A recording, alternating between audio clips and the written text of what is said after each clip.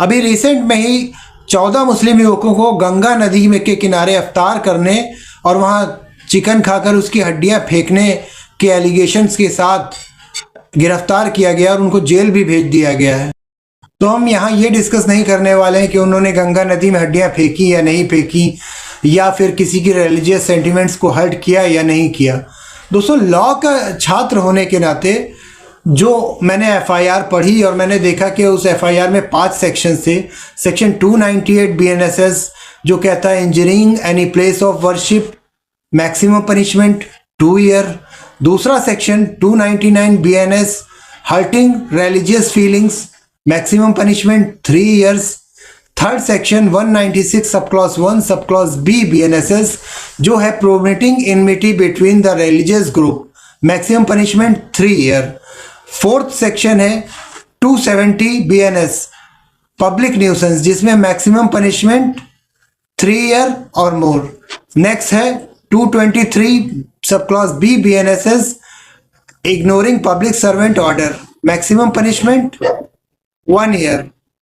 और एक और सेक्शन था अलॉन्ग विद दैट, वो है section 24 of the water pollution prevention act जिसमें मैक्सिमम पनिशमेंट है 1.5 year to 6 year which can extended up to 6 year. तो ये सारे सेक्शंस है at the time of arrest. Later on prosecution version को और बेटर करने के लिए उन्होंने कई सेक्शंस, कई ग्रीवियस सेक्शंस भी जोड़े जिसमें अप टू 7 ईयर है, but at the time of arrest यही सेक्शन थे। तो सारे सेक्शंस जो at the time of arrest FIR में थे they all are below then 7 year.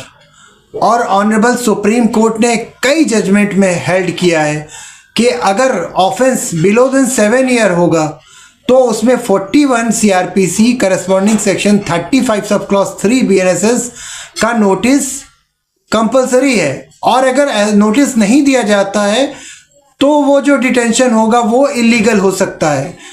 और दूसरा जो पॉइंट है वो ये कि 173 बीएनएसएस में नाउ जो भी ऑफेंस है जो बिलो देन 7 ईयर है उसमें एक प्रिलिमिनरी इंक्वायरी का प्रोविजन है जो कहता है कि जो भी ऑफेंस बिलो देन 7 ईयर है उसमें बिफोर रजिस्टरिंग ऑफ एफआईआर एक प्रिलिमिनरी इंक्वायरी कंडक्ट की जाएगी।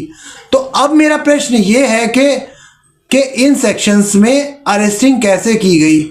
क्या सिर्फ इसलिए कि मुस्लिम होने के नाते लॉ को इग्नोर करके, लॉ को सेट असाइड करके क्या अरेस्टिंग की गई है, या फिर ये सब कंप्लायंस किया गया है तो कहाँ किया गया है, किस प्रोविजंस में किया गया है?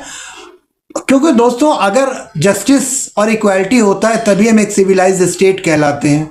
आपका क्या ख्याल है, बताना ज़रा।